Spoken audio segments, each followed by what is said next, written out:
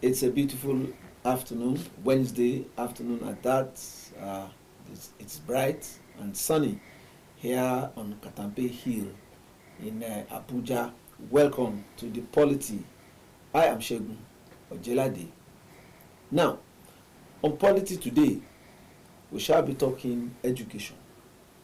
Yes, that critical sector of the nation's economy that speaks to the future of the nation and our aspiration as a people. Today is not one of those days that will come with sharing topics. Education observers know that for a very long time the Nigerian educational system has been under the weather, if I can say that. Things are not going fine in very many respects. And today we shall be talking about that exercise that JAMB had, the last post-UTME, that caused a lot of controversy, where parents took on the gauntlet with many, the Joint Admissions and Matriculation Board for the various infractions recorded during that examination. But at the end of the day, when due diligence was done, we discovered that those behind it are even the students themselves, the CBT centers that were used, and of course, wait for it, parents. Yes, the parents of the children and wards that sat for the exams were found culpable of so many infractions. These are some of the issues that we shall be talking about on this program today. To resolve the issues there and to unearth what actually happened, JAMB set up a special committee on that infraction, and we're having the chairman of that committee in the house. I'm talking about Dr. Jake Ekpele. Doctor, welcome to the program. Thank you, sir. Thank you. Let me also use this opportunity to thank you for all the opportunities you gave me when you were in NTA. In NTA. Thank you so much, sir. Yes. I appreciate it. Jake and I have come a long way, like I said, from the NTA days when we were talking about albinism. He's the founder and disability of the Albino Foundation. So the second part of this program, we shall be talking about people living with disabilities, whether it is as their plight, whether it's as a result of government neglect or the aloofness of the society. That will be the second part of our program. But the first part, let's talk JAMB and the CBT that took place, that was quite rancorous and almost led everybody into trouble. Now, your committee, what was that committee, the special committee set up by JAMB on examination infractions? What exactly was it about? Let's start from there. Okay, first of all, this is a caveat. I don't want to misquote it. I don't work for JAMB. JAMB did not send me for this interview. Okay. I was appointed by Professor Ojelade to investigate, to lead the team that investigated a recent infractions, not even the one that he cried. Yes. There's a different committee that investigated that, and that's not my area. I wasn't involved. But 2025 infractions that they discovered, alarming, was the reason why he brought us together. So I'm not expressing his views or the views of JAMB. I'm not a member of their management.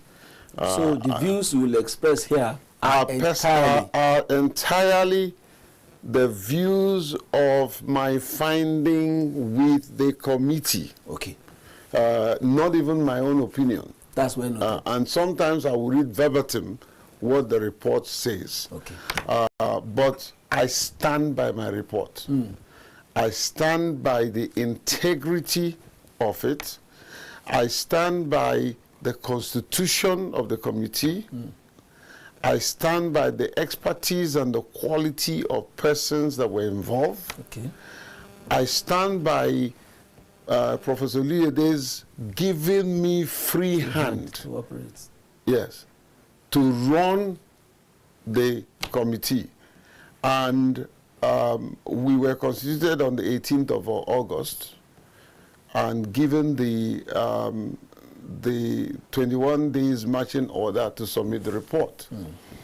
And I am so privileged and honored that I had about 5 or 4 vice chancellors in my committee. Wow. I had the former commissioner of police, Commissioner Fatai. I had Dr. Chuks Okpaka, that was just recently retired from Microsoft lead in cloud in Africa, with 54 countries reporting to him. He was the former managing director of HP Nigeria, West Africa. I had Professor Yahuze, which was the former vice chancellor of Ado Bayero University. I had the current vice chancellor of University of Jos, who is a cyber crime expert, Professor Tanko, with bias in communication. I had the president of NAN, had the one of the executive of private school proprietors, you know, and then a number of JAMB staff in the IT department. We had 4 main subcommittee investigation to investigate all the infraction. We had a committee on policy review. We had a committee on stakeholders engagement. And we had a committee that focused on technology. And then we had a full secretariat, you know. We had several sittings, both virtual and in person. And we were able to put together the report, which was delivered to Professor Oluyede on Monday, the 8th, at 9:15 a.m. in the morning. So that is stickler to details. That is what we've done. Our meetings, as a chairman, nobody came late to my meeting. We start at 10, and most times end at 4, 5. We were very thorough. I mean, you're dealing with academia. And these are, some of them are old enough to be my father. I was firm, but I was flexible, and we had a very smooth committee session. Okay. When we were done with collating information, I had already provided the roadmap, so we knew that on the 21st we are done. I was able, to the glory of God, to break the committee into segments and took competencies and faculties into the committee. So, and the lead. So somebody like Professor Tanko was leading the investigation committee and infraction. They had a greater job to do. Fatai was part of 1 or 2 committee. Chuks was part of 1 or 2 committee. By the way, we were gender sensitive. My vice chair was Professor Ibe, who is a professor of law. Okay. Yeah. So we had, you know, a routine of very qualified expertise, and if I have to work with again, I will work with all of them. Okay. Now, after all these painstaking efforts and humongous work that you have done, what did you discover on that examination? You know, I think it will be because it's important to underpin what was the task. Then we can go to what we discovered. The outcome was. And in the same word, task number 1, modify the method, pattern, tools, and technologies used to perpetuate infractions. What I did was to summarize the task into 6 areas. The second was to retrieve existing examination and registration policies. So we're interested in policies. Number 3 was to determine the culpability of the 6,458 suspected candidates who was involved in infraction. Number 4 was to recommend sanction where culpability was established. Number 5 was to propose a proactive framework for 3 layers. 1, detection. 2, deterrence. 3, prevention of future occurrence. Yes. So the 6th was to consider and advise on those incidental issues. What then was our findings? Yes. It's like I'm reading the news in your stadium. Number 1, examination of my practices has evolved into a highly organized, technology-driven, and culturally normalized enterprise. Let me explain. There are cartels that is bent on using AI and other means of technology to frustrate JAMB's system, break into it, and use means to sit for exams and get paid for sitting for exams. Let me dwell on this.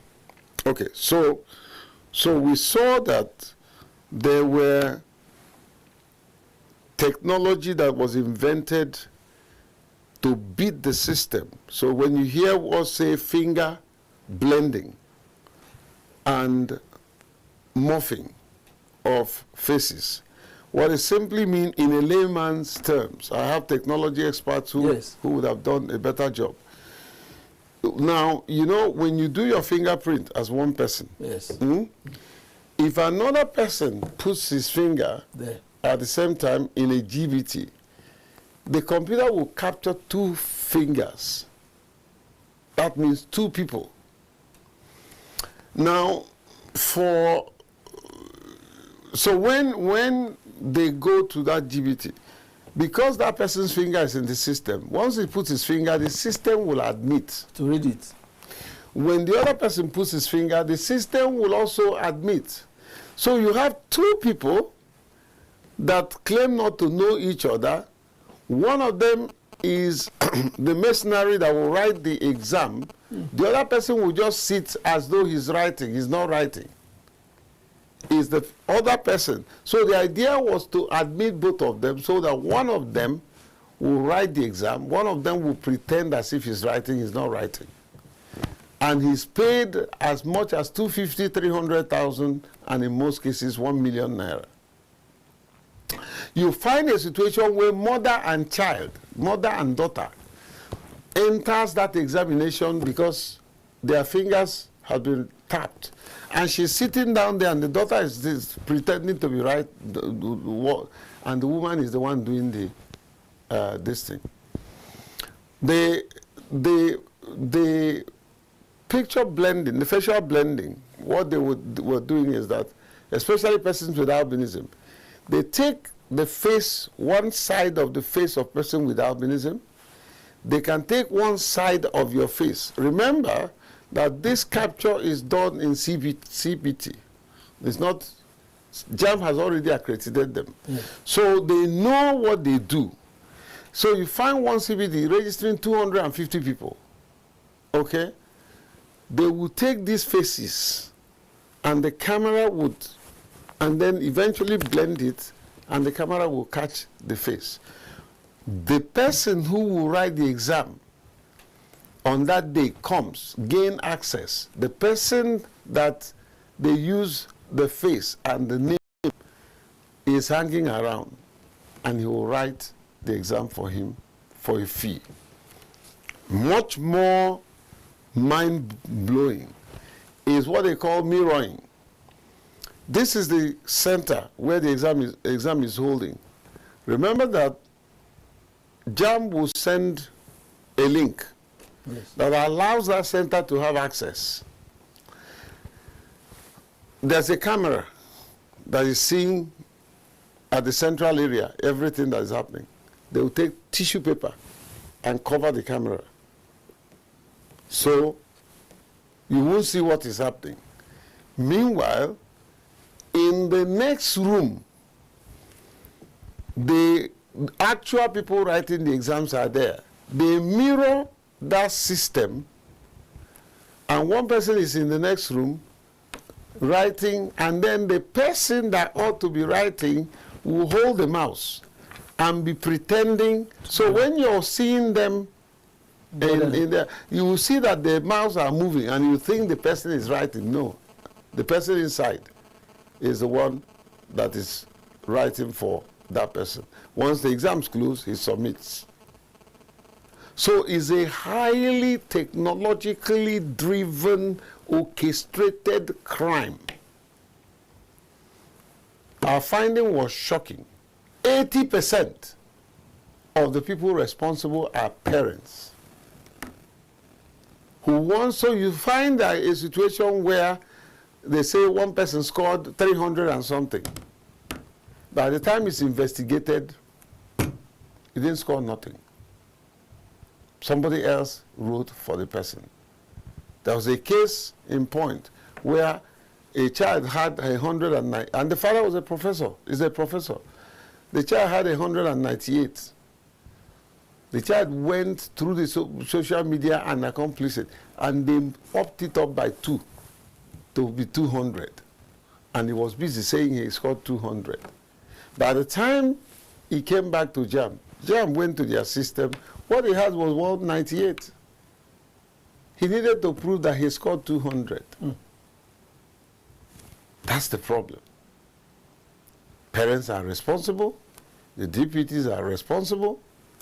Cartels are responsible. And these cartels, if some of them that have been arrested, the kind of money that are in their account, you can imagine where somebody will charge 250,000 times 250 people. That's the least. You know, there are things I can't say. Yes. You understand? Yes. Are you talking about even universities? They are not exempted. Most of the certificates that they have issued are fake. Fake. So we are in really serious trouble. You know? Now, I just talked about, but the other thing we look is that we documented 4,251 cases of finger blending. I talked about that. 190 cases of AI-assisted image morphing, which is what I told you. 1,878 false declaration of albinism. Albinism is the easier way for them to do their blending. Why? Yeah, I think mostly because of the so when you register, you will say albinism. So they will take the face of person with albinism and doctor it to be their own. Go and take the exam.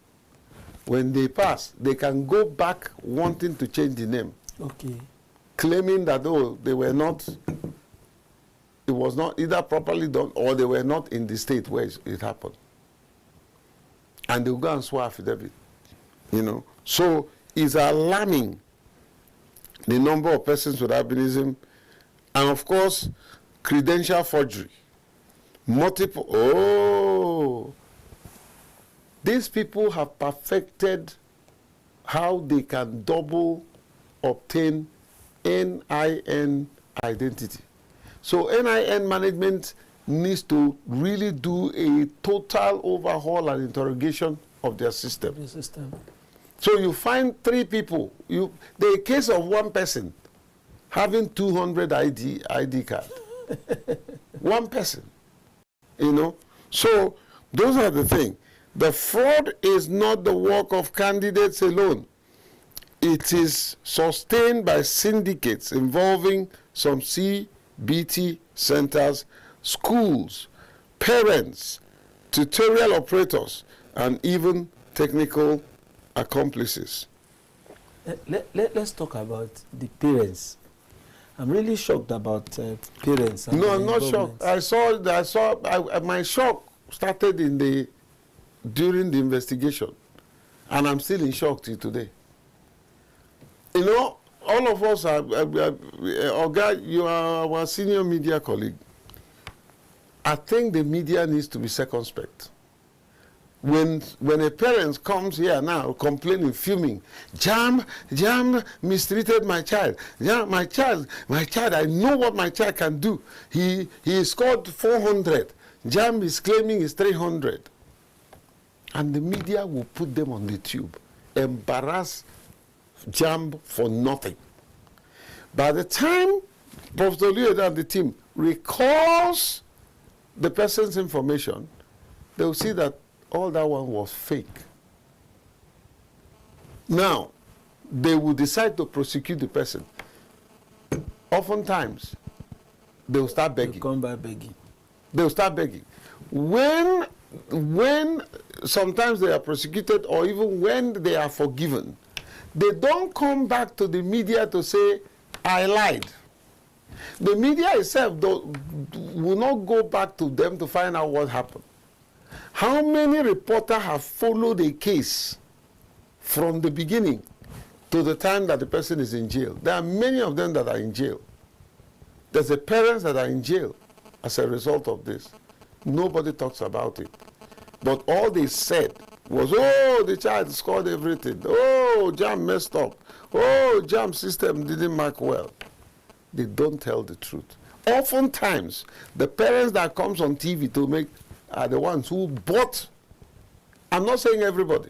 Most of them, they are the ones who bought somebody who did that examination for their child. And they are claiming their child, he scored 400 over 400. We have discovered it. What damage is that kind of attitude? What damage it makes our certificate nonsense. You remember the case that just happened where in UK, all these nursing that got certificate were rusticated. Look, my brother, the education sector is bleeding. Let me use this opportunity. Let it be a breaking news. The president must declare the education sector. We have been declaring state of emergency. That's where to declare state of emergency. Education sector should be declared state of emergency. This thing is not only in JAMB. WAEC should come out and be honest and do their own assessment. NIGCO should come out and be honest and do their own assessment. The universities, I mean, there are things I can say. You can imagine where an institution is forging certificate and giving certificate to somebody who never attended that institution. How low can we go?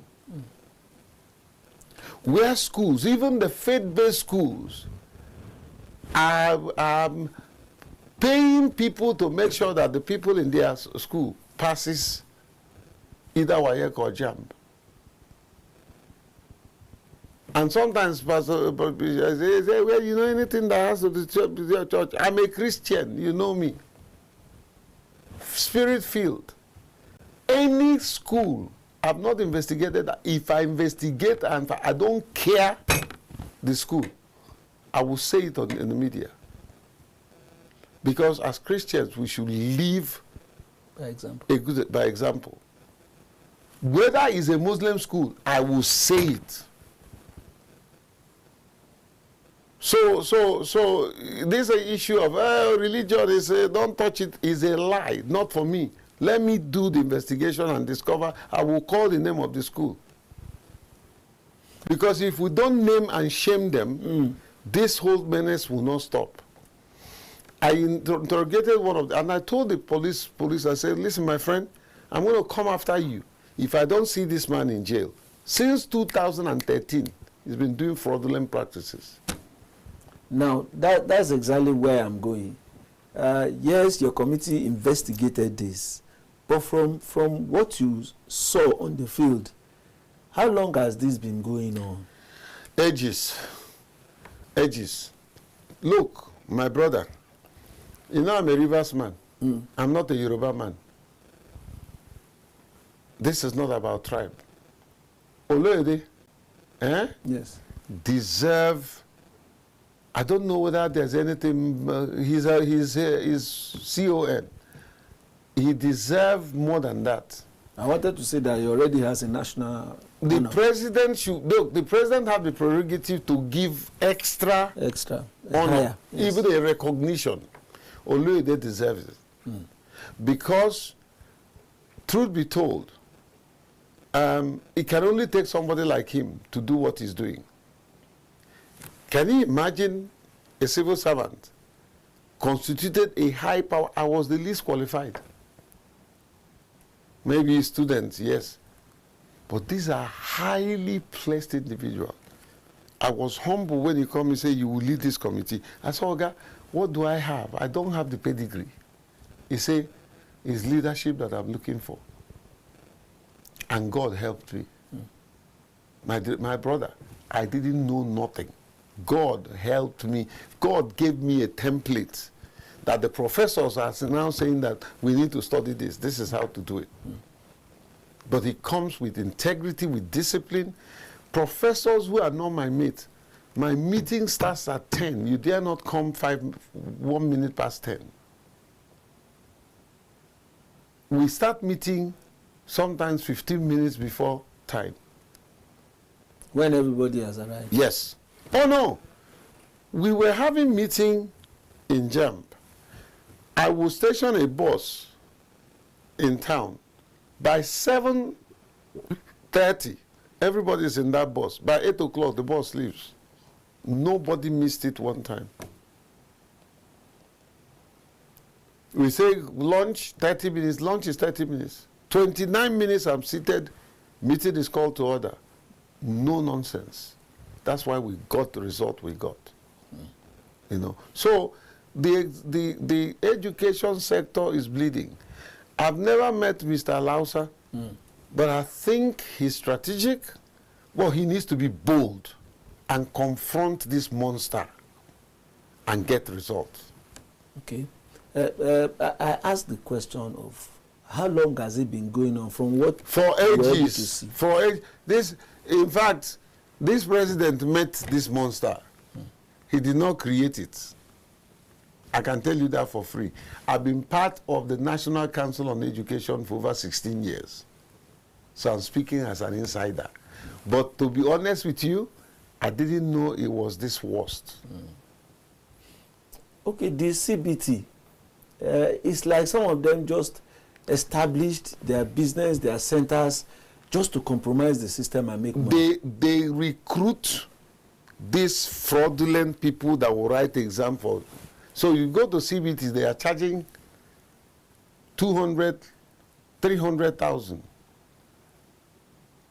You know the concept of miracle center? It's fraudulent people. Which miracle? Does God do miracle that is ungodly? That's not miracle. That's if not, magic is even better.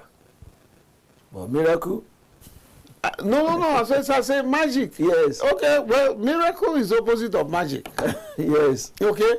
I say magic is even, you can understand it. Yes. This one is highly orchestrated, strategic deployment of evil. Every nation that wants to develop focuses on education. Sir, we're both Christians. The first thing God created was education. When he said, let there be light, if you translate the Hebrew word for light, it means knowledge. Yes. That's why the devil is attacking the education sector, and his agents are making sure that he will destroy the education sector. I don't want to talk about our focus on certificate, which is one of the reasons for all of this. Yes. You know, we leave certificate and follow certificate. That's the problem. Okay. It's not that certificate is not good, but I'm telling you, have you ever employed some of these so-called graduates? They can't speak English. They cannot.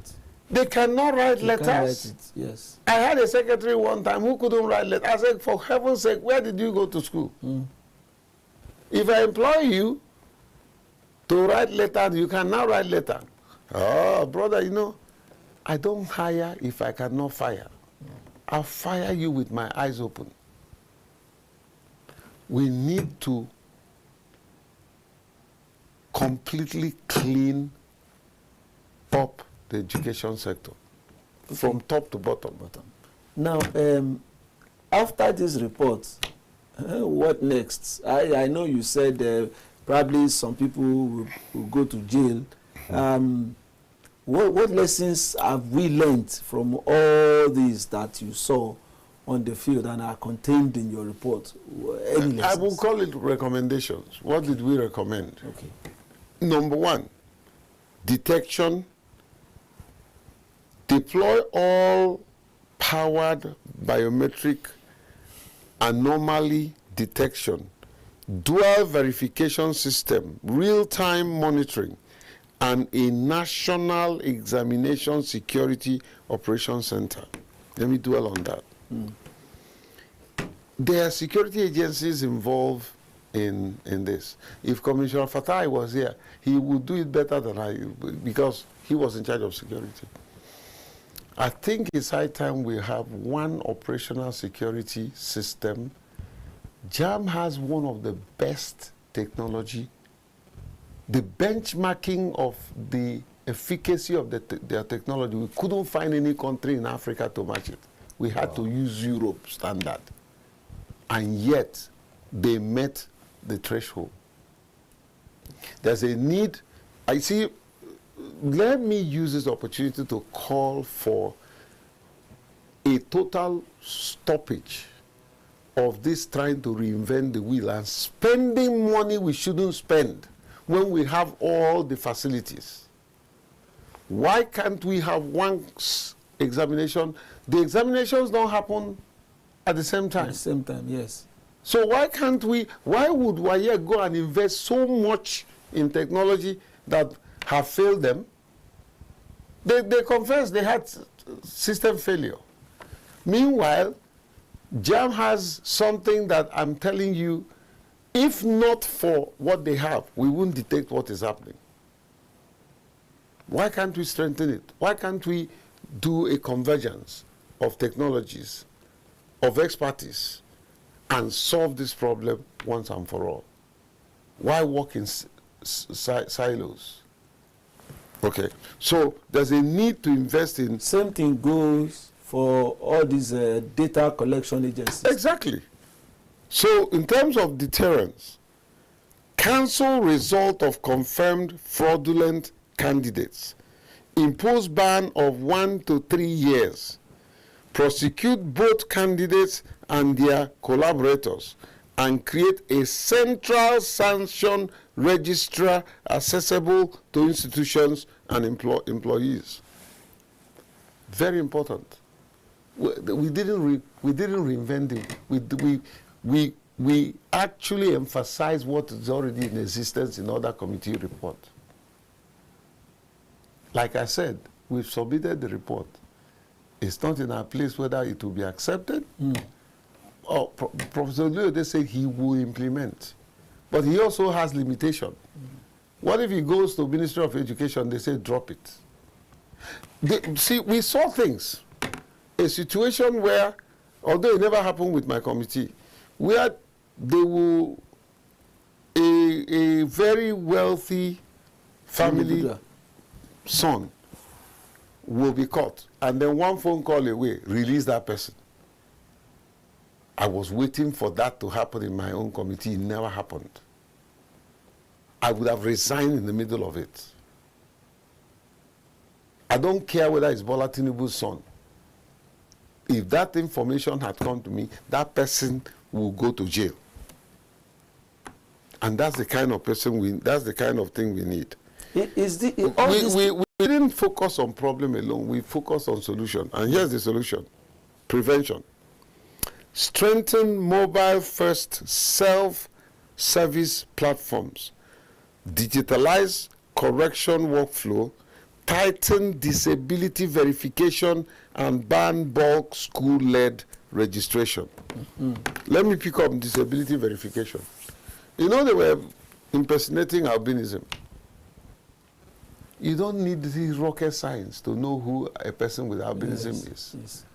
How can I claim albinism in the system and a colored person is walking in the name of the person? You catch them now. There are two types of albinism, ocular and oculocutaneous. Oculocutaneous is me, with features in my hair, eyes, and skin. Ocular is that the person's hair can be brown, but he has a routing eyes. Oga, do you need lenses to see that? Do you need to verify me? It's simple. Why are they not doing that?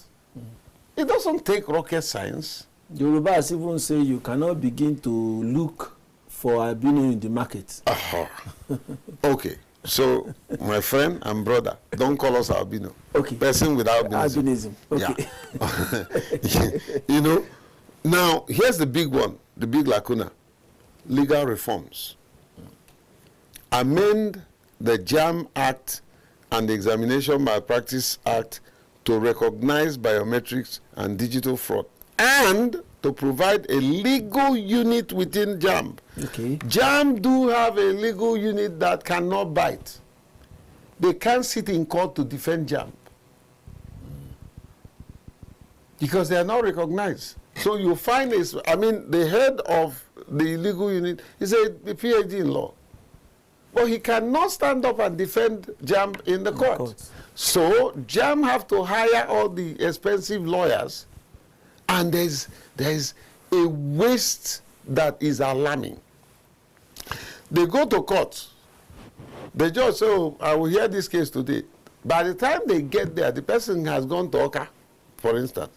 He gets to Oka, appear in court. They say the court is not sitting. All that money is wasted. He comes back. JAMB will pay him allowance, will pay his flight, will pay his hotel, but he didn't do nothing. If it's JAMB staff, yes, it's their duty. They can navigate. But you cannot do their case like themselves. There were things that, I can't remember his name now, the head of the legal unit in JAMB, who is a member of my committee, were things he told us that we couldn't believe. Cases will run for 10 years. How? In the middle of the cases, one phone call can come from Abuja and they scatter everything. I was waiting to see any of that kind of thing, you know. So that's, you know, of course, cultural orientation. I wanted to ask you about that. What cultural orientation? Yes, with all these things. Many of our problems, I don't want to take words from your mouth, moral bankruptcy. Yes. Children now know that to get the best position, cheat. It's become part and parcel of us. Character is not as important as charisma. Nobody is paying attention to competence. Just be committed to fraud and you're okay. That is the problem. Parents are encouraging it. Children are learning it.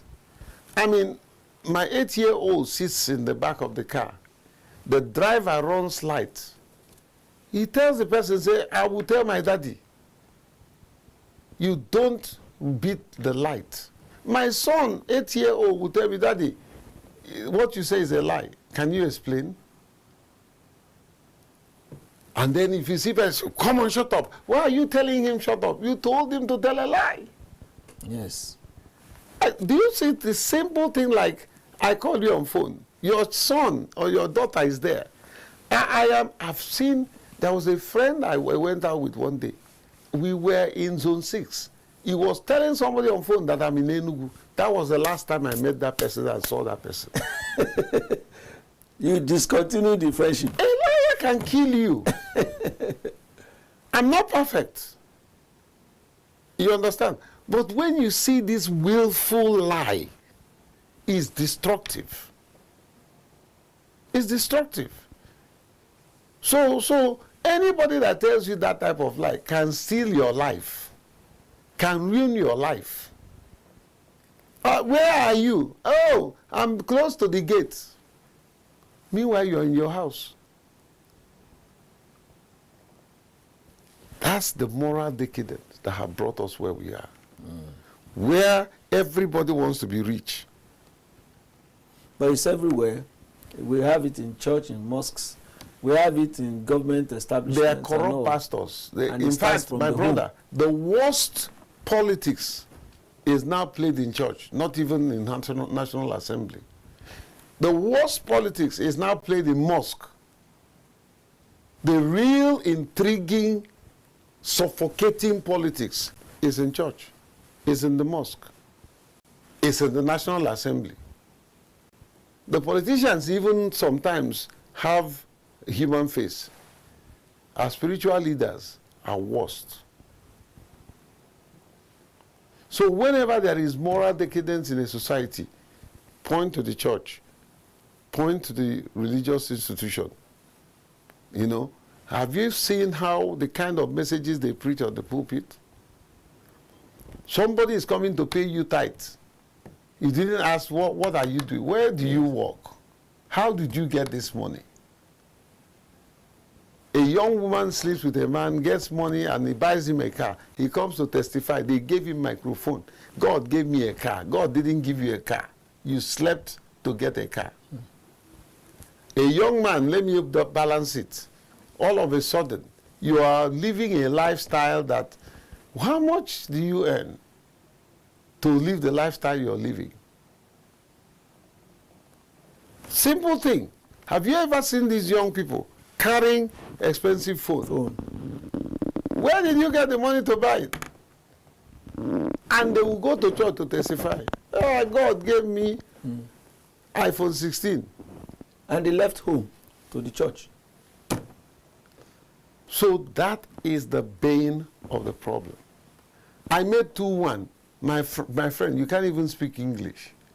How did you make 2? So you see, these are questions we need to ask. Your son came home and he's giving you 200,000. Oh boy, where did you get the money? Yes. But we won't ask. We will quickly take. Mothers have sent their children to become prostitutes. Go and sleep and get the money. Don't you see your mates who are building house? How did they build a house?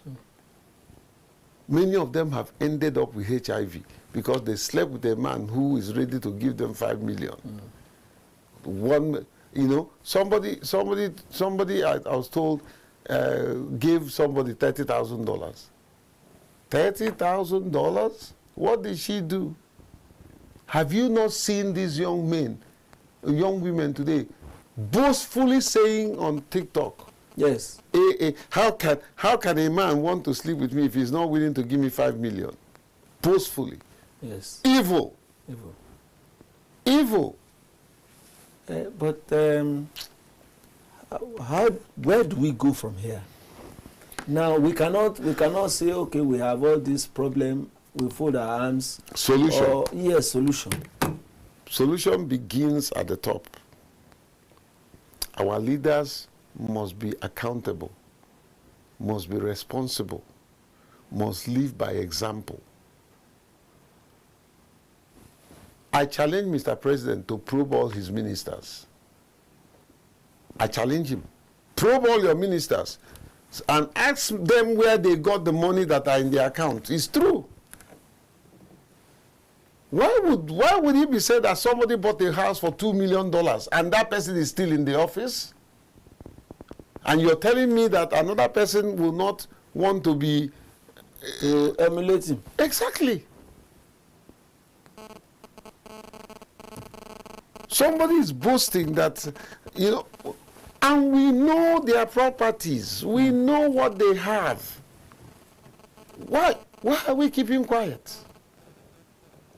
How many ministers actually, and there are some good ones. There are some good ones. But how many of them have come out to say, my ministry received XYZ. This is what I spent. This is what I still have. They wouldn't do it.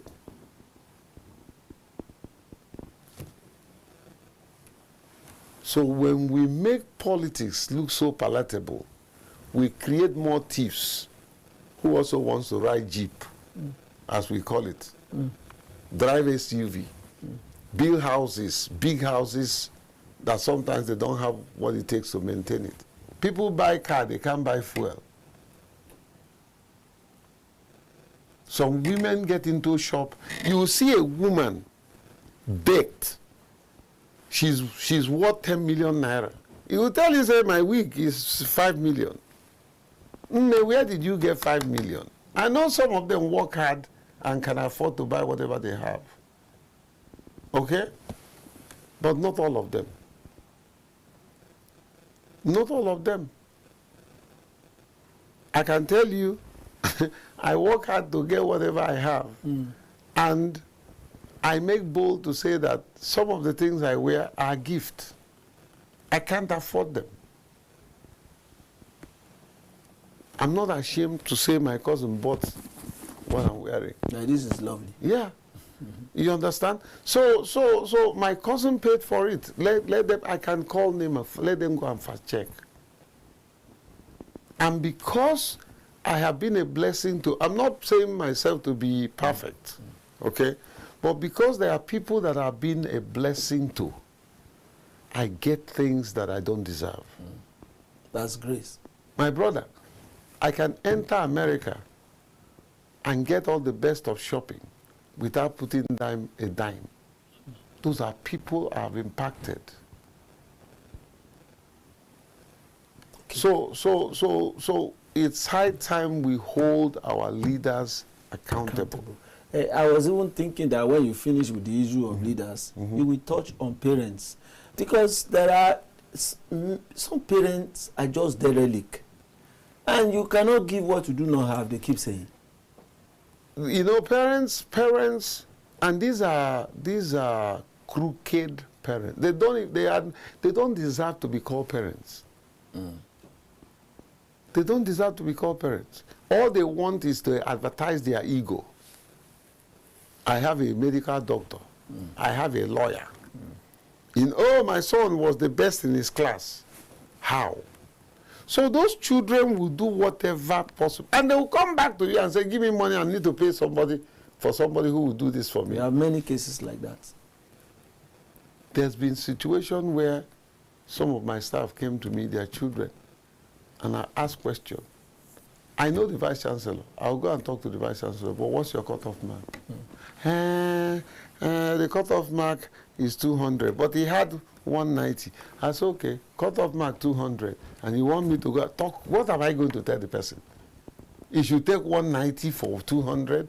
You know, my person with disability, no. It's meritocracy. It's not sympathy.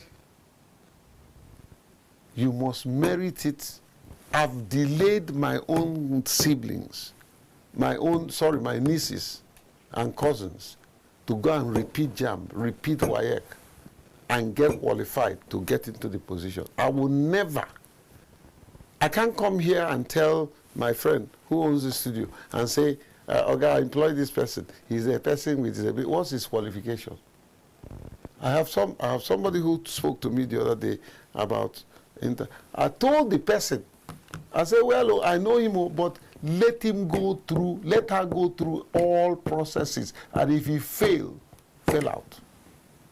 My niece works for me. She went through all the interview. I recused myself from interviewing her. And my staff knows that if she failed that interview, that's it. She can sit in my house and be eating, but she can't come and work for me. I don't just employ relationally, I employ professionally. You must have, and I'm not, please, I'm not saying that I'm perfect. That's the third time you say that. Yeah. But this is what should be done. We just did this committee. I went to Professor Ojelade.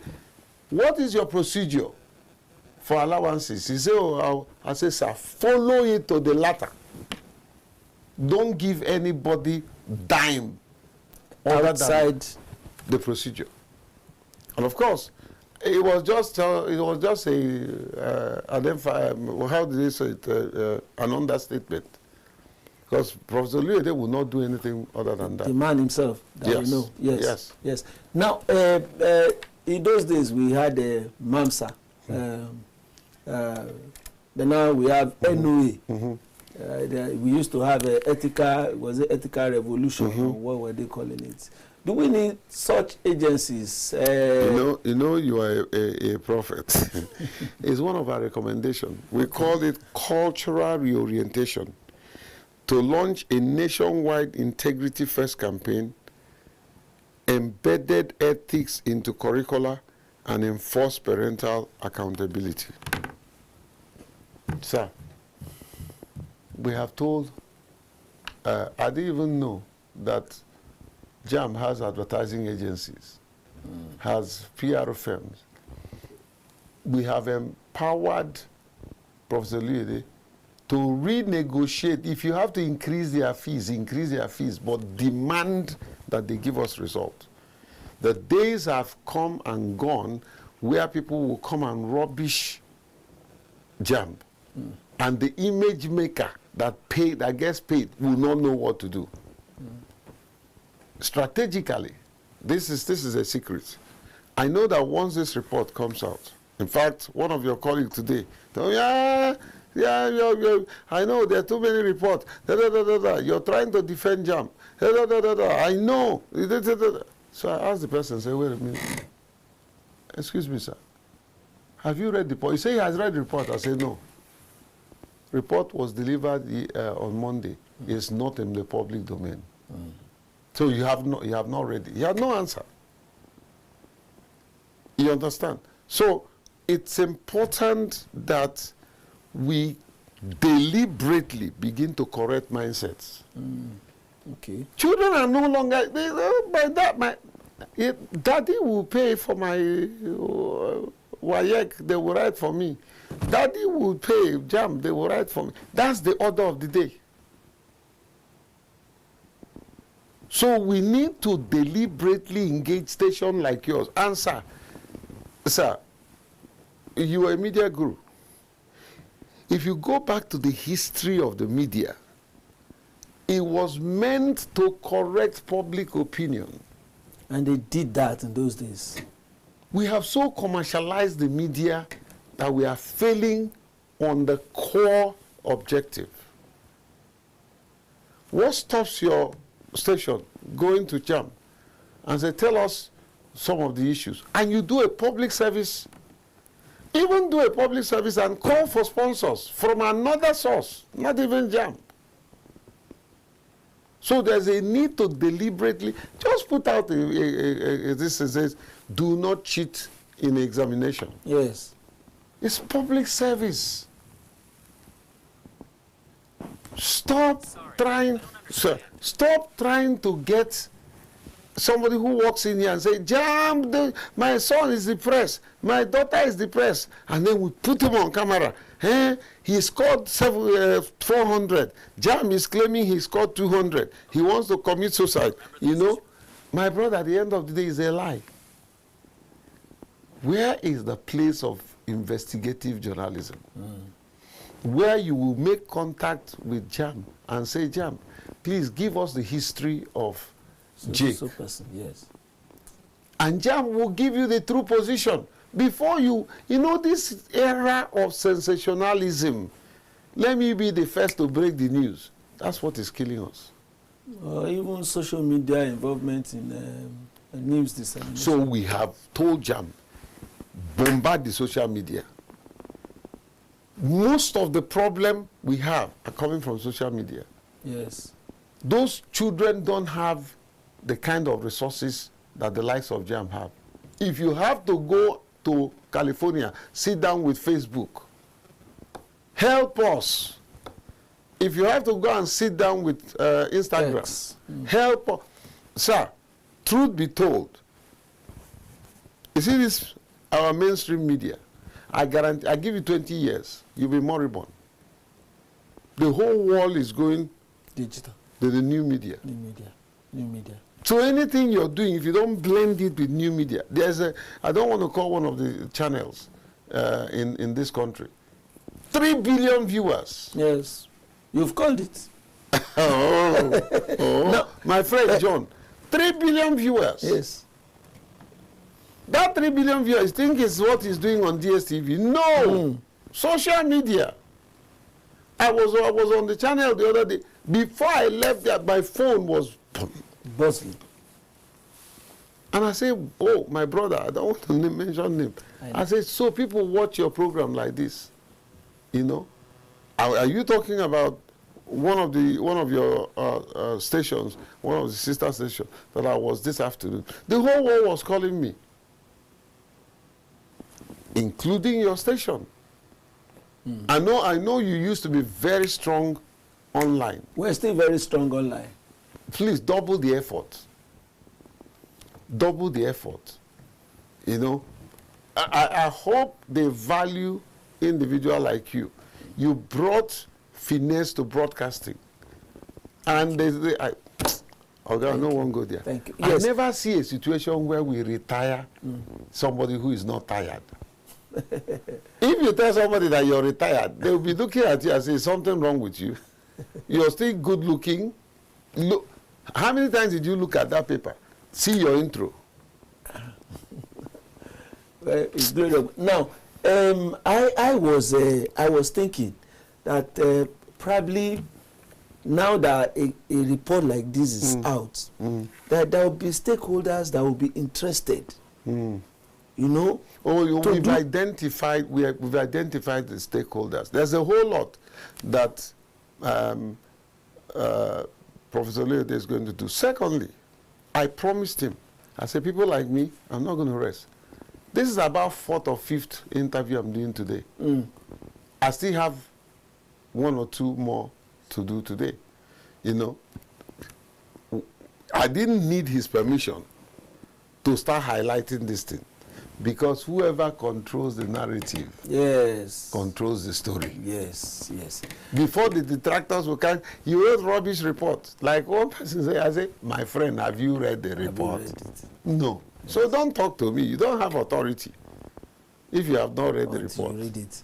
Okay. Dr. J. Ekpele has mentioned that our viewers out there, I want to tell him that you are equally watching. And you can be part of the program, as we always do every afternoon on KAFTAN TV. We're discussing, as we have shown on your screen, the infractions that were recorded in JAMB examinations, and the report of the committee that even JAMB itself set up to investigate exactly what happened. Let's discuss it together. Let's see and rub minds and see how such things will not happen again. But like we said, we have 2 topics today. We should talk about, because my guest has been a very strong advocate for the plight of people living with disabilities. Yes, he's done so much. In fact, he became a national figure through that. And I don't know whether his interaction with education now has taken him away. No. I know. I know your children will not allow you. I mean, your children, and the disabilities. Look, I led this. I have been part of about 7 policies beginning with the albinism policy, which was the first in the whole world, Ministry of Education. Inclusive education policy, second in Africa, Ministry of Education. Agri-gender policy, I was part of. Water resources policy, I was part of. Some of them I can't even remember. All kinds of policy, you know, so I've been part of it. But education, I've been going to National Council of Education for the past 16 years. So I know the education, you know, like the back of my finger. Inclusivity is something that I dream of. I am an disability inclusion champion. I have won many awards and I'm still implementing. Our focus had been on health, education, and participation. So we provide inclusivity framework, policy guidance for INEC. Yes, I remember that. So you notice that in 2023, yes, I was part of the electoral process with deployed observers and all that. Yes. Although my experience is not something I will share here, you know. But I don't have the statistics, but I can tell you that when we started, there were very few elected persons with disability. Today, the number is staggering. Yes. You know. And I also remember that you made a lot of efforts in ensuring that as a policy, that people living with disabilities I led the are able effort to vote. that repealed Electoral Act 2010, Section 56, subsection 1 and 2, to the replacement of Electoral Act 2022, Section 54, subsection 1 and 2. Those two clauses gave INEC the impetus to ensure that there is inclusivity in the electoral process. Today we have a division, yes, on inclusivity. The one woman that is doing a tremendous work, and I hope this country will remember her, is the current head of service. Oh.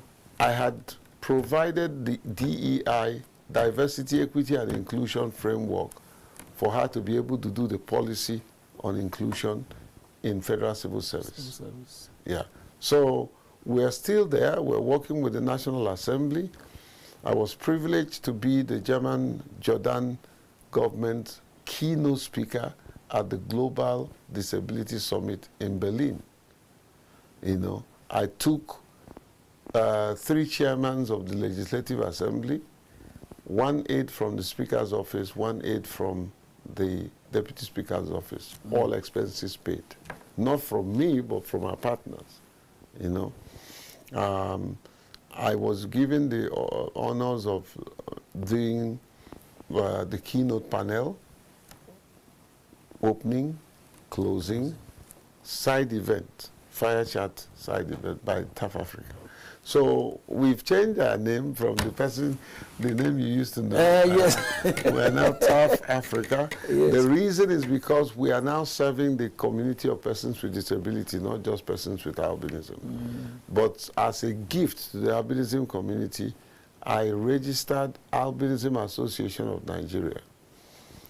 My name is not among either their board or whatever they are doing. I was the first president for 6 months. I resigned and let them have their the organization.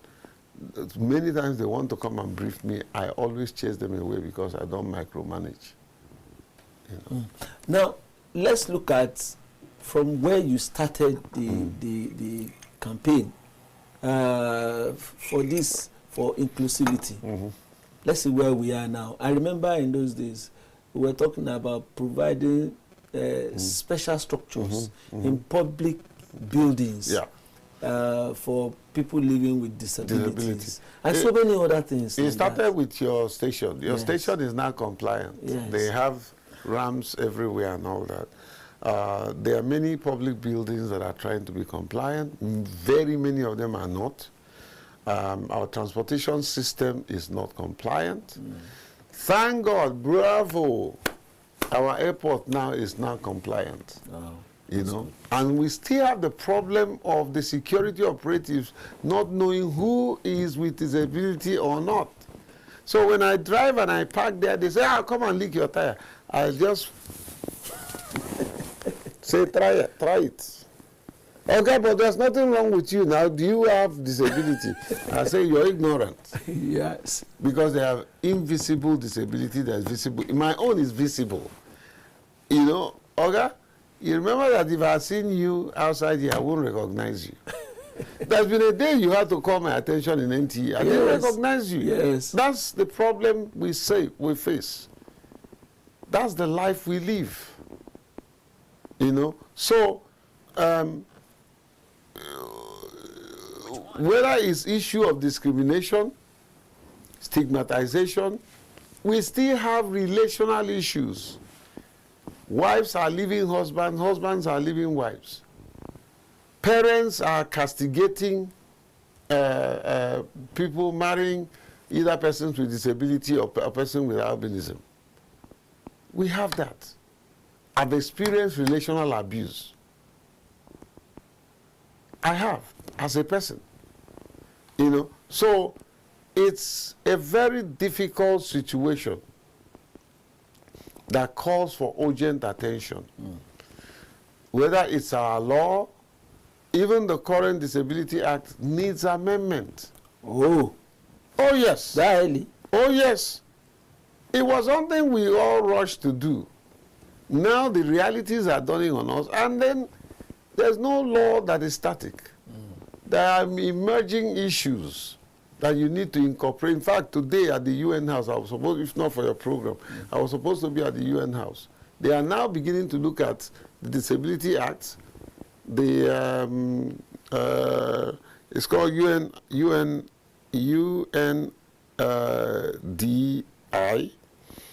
and then CRPD, Convention of Rights of Persons with Disability, African Protocol on Disability. They are looking at all of these laws. What are the emerging issues? I've reviewed our albinism policy to bring it up to speed, the emerging issues. We have reviewed the inclusive education policy to incorporate emerging issues. Emerging issues are things that are being thrown up that you never envisaged. You never expected. When you were getting involved, you know. So there's a whole lot that is going on right now. We are now fighting for inclusive media. Okay. We want to see persons with disability read news. Wow. We want to ensure that a person with disability is in your top management. By the way, I'm going to take Ojelade up. I haven't seen a person with disability working in your station. And you are a champion. We make you a disability champion. Yes. So next time I come here, sir, if you don't know the person, I'll give you a qualified person. Qualified person, okay. Now, I remember at that time, too, that some hospitals gave people living with albinism free skin cancer treatment. Yes. Are there institutions that are still offering support to people living with disabilities? Unknown to you. I don't know why I didn't come to you to make contribution. I had skin cancer. I remember. I didn't, to be honest with you, I will say it, I didn't trust the system here to take care of me. Friends came together and I went to Stanford University. Till today, no reoccurrence. You understand? You know? And I'm very particular now. Every small patch, I quickly take care of it. I have a few now that I'm waiting for by the way, I'm calling my doctor today. I'm looking for the medicine so that I'll start treating them. Early detection is key. Is key. If you early detect those small patches, they will not turn cancerous. But if you allow them, they'll become cancerous. What it will cost you to take care of them, you will never be able to afford. That is what we're seeing now. It's projected that at least 2-3% with albinism die every month in Nigeria. Let me use this opportunity. Hopefully the president or his people will watch this. Please reinstate the free skin cancer treatment for persons with albinism. Yes. Yaradua started. Jonathan paid the bill. Obasanjo started. Yar'Adua inherited. Jonathan paid the bill. Buhari never wanted, as compassionate as he was. He didn't. He tried it once or twice and stopped it till today. Mr. President, reinstate the free skin cancer treatment at the National Hospital and all the other designated hospitals. Mr. President, when you go on medical trip, the state government, the government pays your bill.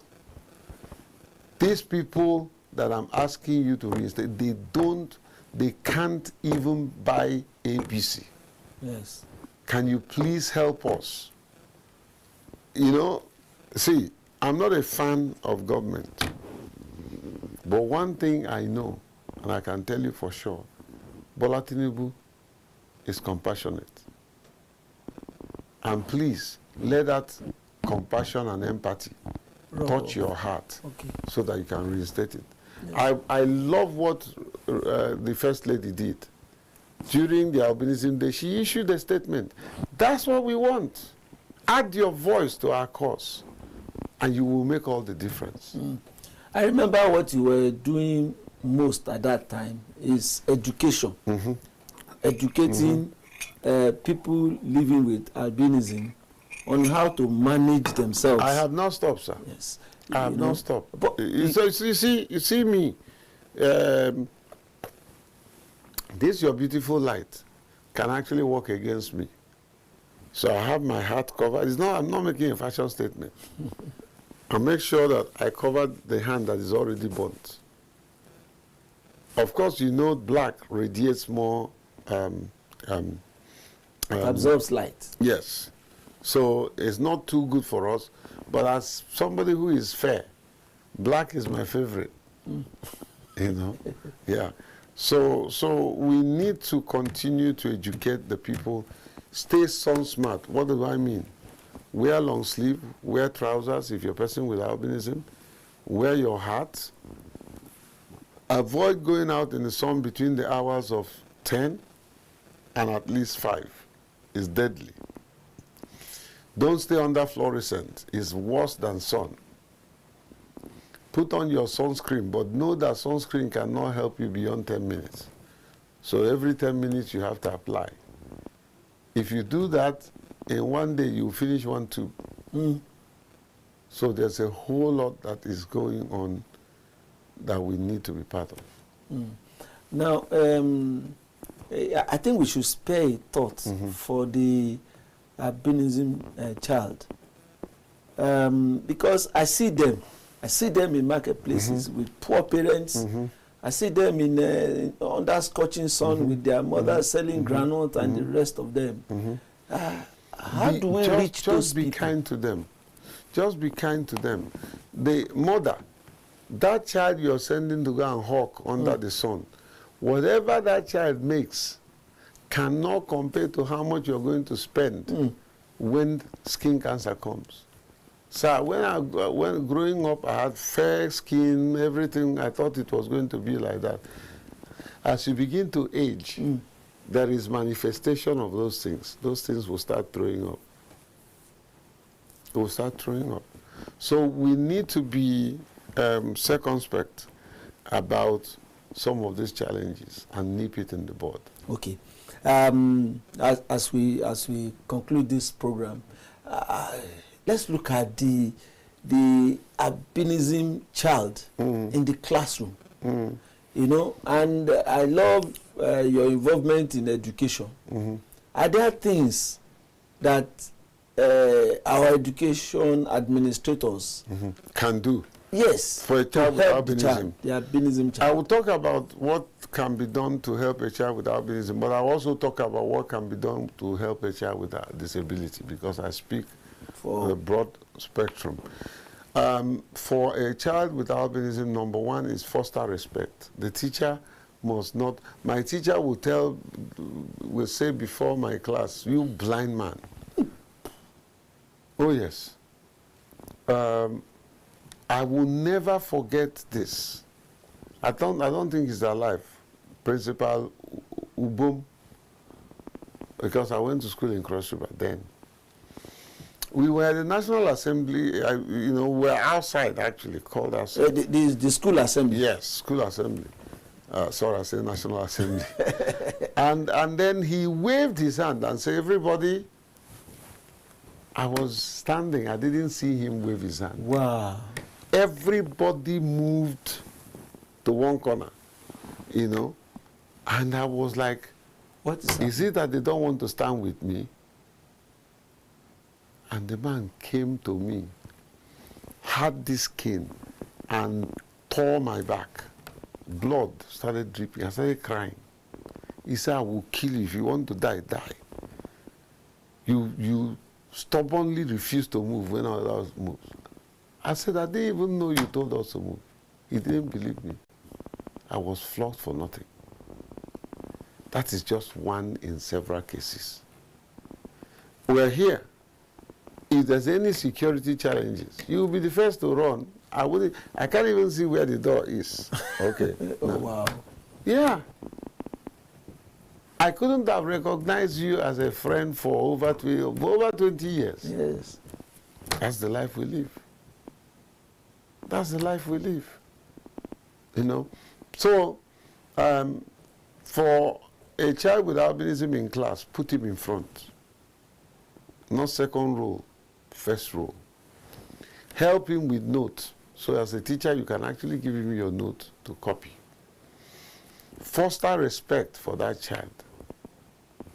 Find out what he needs that you can provide locally. He may just need stack of books that help him see the book and write. He may need computer with elevation so that he can see what he's typing. Educate their parents. What you have is a blessing. Oh, sir, I'm proud that God made me a person with albinism.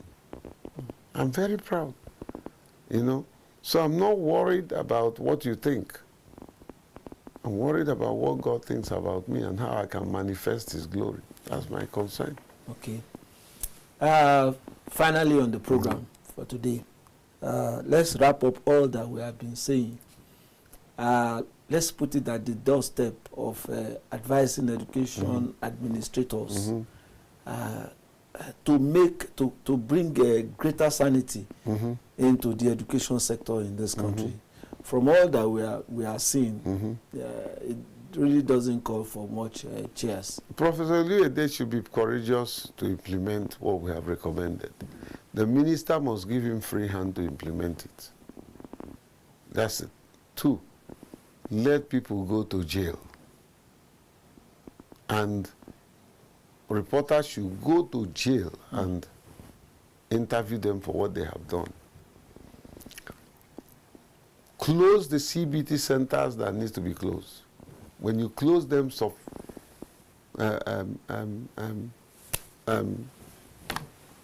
seize all the equipment. Call out those, no matter how highly placed, who are involved in this manipulation. Rejig your system, ensure that there is no internal sabotage. We didn't see, but there's a possibility. Get these people that have so much money that they have stolen from the system. Take that money and give it back to government. Let it be government money. Okay. I must thank you, Dr. Jake Ekpele. You are a very brilliant man. Very brilliant. I still admire your ability to recall. You are doing it with dates. You are doing it with figures. Oh yeah, I cannot. You are a man of detail. You taught us well. It's quite impressive. Thank you, and sir. I've really learned a lot from you, and I hope our viewers too have indeed learned. Thank you very much for your commitment to this nation and all that you are doing to make it better. Sir. Yes, sir. I will recommend that Mr. President should elevate your national award too. Okay. I'm not interested in the award as much as I'm interested in the award of nationhood for this country. Let him lead us well. And greater recognition by God. Yeah, exactly. Yes. And bring us out of poverty. Yes. Enough is enough. Okay. Well, this is where we call it a date on the program, The Polity. Do join us tomorrow for another edition of it. But at 8 p.m., join me for Matters Arising. Good afternoon.